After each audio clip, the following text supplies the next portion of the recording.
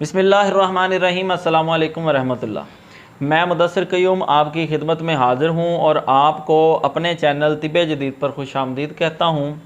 आज का जो नुस्खा है ये है नफ्स के मसाइल के लिए। नफ्स के मसाइल क्या क्या हैं? नफ्स का सुकड़ जाना, नफ्स का छोटा हो जाना, दरमियान से या जड़ से मुड़ जाना या पतला हो जाना, इन सारी चीज़ों का अहाता करेंगे और इनके हल पे बात करेंगे। वीडियो में आगे बढ़ने से पहले आपसे वही बारहा रिक्वेस्ट जो की जाती है, चैनल तिब्बे जदीद को सब्सक्राइब कर दें और साथ मौजूद बेल आइकन को प्रेस कर दें ताकि जिस वक्त भी कोई वीडियो अपलोड की जाए, कोई कारामद नुस्खा दिया जाए तो उसका नोटिफिकेशन बर वक्त आपको वसूल होता रहे। वीडियो का जो मौजू है आज का, ये है नफ्स के मसाइल के लिए, ख़ासम ख़ास नफ्स के मसाइल। नफ्स का सुकड़ जाना, नफ्स का पतला हो जाना, नफ्स का जो है वो जड़ से कमज़ोर हो जाना, नफ्स जो है उसका टेढ़ा हो जाना। तो ये जो नुस्खा है ये क्या करेगा, आपके नफ्स की लंबाई व मोटाई में ख़ासम ख़ास इजाफ़ा, वो इजाफ़ा जो वज़े तौर पर आपको नज़र आएगा। ये नुस्खा जो है बिलखसूस नफ्स की लंबाई और नफ्स की मोटाई के लिए है। ये नुस्खा जो है उन लोगों के लिए जिनके नफ्स की रगें नज़र आना शुरू हो गई हैं, रगें उभर आई हैं, नफ्स जो है इसके पट्ठे कमज़ोर हो गए हैं, तनाव सख्ती सही नहीं आ रही। उसकी वजूहात बहुत सारी। जिस वक्त कोई नौजवान जो है वो बलूगत को पहुंचता है, उसकी शहवत अरूज पे पहुंचती है तो वो उसको कंट्रोल नहीं कर पाता। उसके चलते चलते हाथ का इस्तेमाल बेजा इस्तेमाल, मुश्तजनी शुरू हो जाती है। उसकी वजूहात जो है वो फ़ाहश लिटरेचर का पढ़ना, मोबाइल का इस्तेमाल, मोबाइल फ़ोन का गलत इस्तेमाल और साथ ऐसी महफ़िलों में बैठना, ऐसे दोस्तों में बैठना, ऐसे यारों में, ऐसे माहौल में जहाँ पे जो है वो गंदी बातें की जाएं या फ़ाहश बातें की जाएं। उससे क्या होता है कि जो ज़हन होता है वो ना चाहते हुए भी उस तरफ चला जाता है।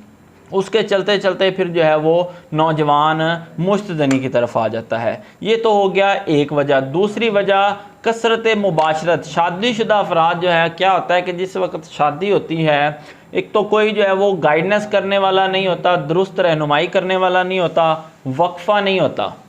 कसरत मुबाशरत की वजह से नफ्स जो है वो सुकड़ना शुरू हो जाता है या उसमें टेढ़ापन आ जाता है।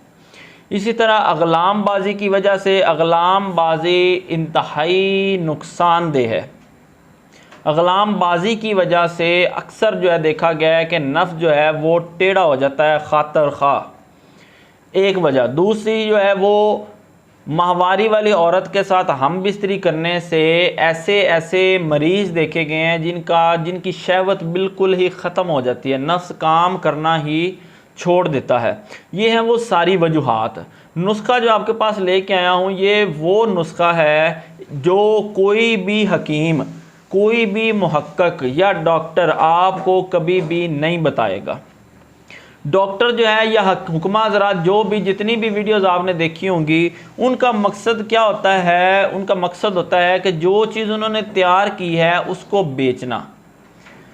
मेरा ये नुस्खा लाने का मकसद इसको बेचना नहीं है, इसका मकसद ख़ासम ख़ास उन भाइयों को फ़ायदा पहुंचाना है जो अपना नुकसान अपने हाथों से कर चुके हैं।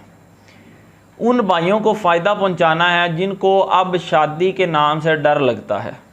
वो भाई जिनका नफ्स बिल्कुल काम करना छोड़ गया है, नफ्स बिल्कुल सुकड़ चुका है, नफ्स की लंबाई ख़त्म हो चुकी है।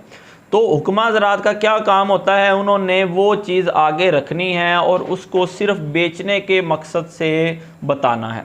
कोई भी आपको मुकम्मल नुस्खा, मुकम्मल दुरुस्त अज्जा और दुरुस्त तरीका इस्तेमाल और दुरुस्त बनाने का तरीका कभी भी नहीं बताएगा।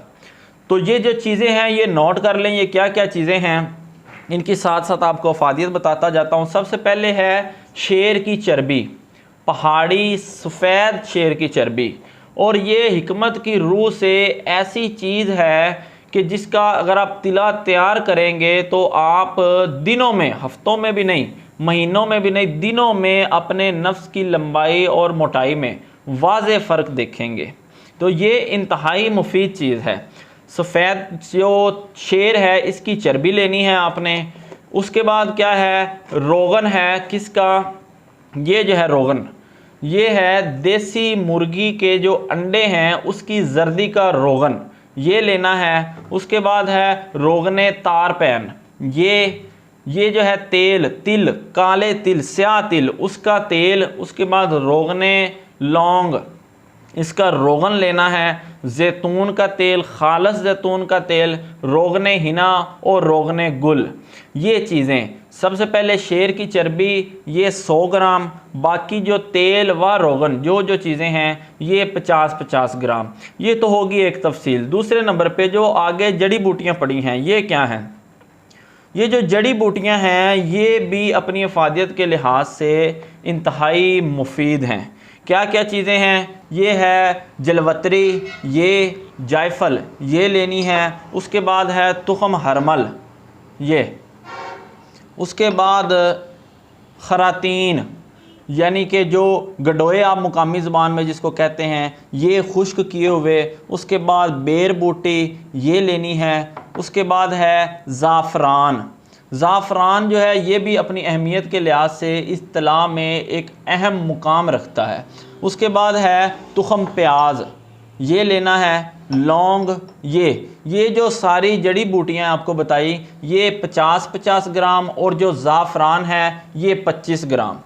अब इसका तरीका क्या है बनाने का, ये सारी चीज़ें जो हैं आपने एक बर्तन में, कढ़ाई में उसको डाल दें और हल्की आंच पे 4 घंटे के लिए, 3 से 4 घंटे के लिए आपने इसको अच्छी तरह पकाना है। और आपके पास बिल आखिर जो है वो शेर की चर्बी से बना हुआ तिला वो तैयार हो जाएगा। उस तिला को आपने महफूज कर लेना है किसी भी ड्रॉपर में, शीशी में। तरीका इस्तेमाल, रात को सोने से पहले आपने उसके 4 से 5 कतरे सिर्फ लगाने हैं, ज़्यादा मिकदार में नहीं लगाना।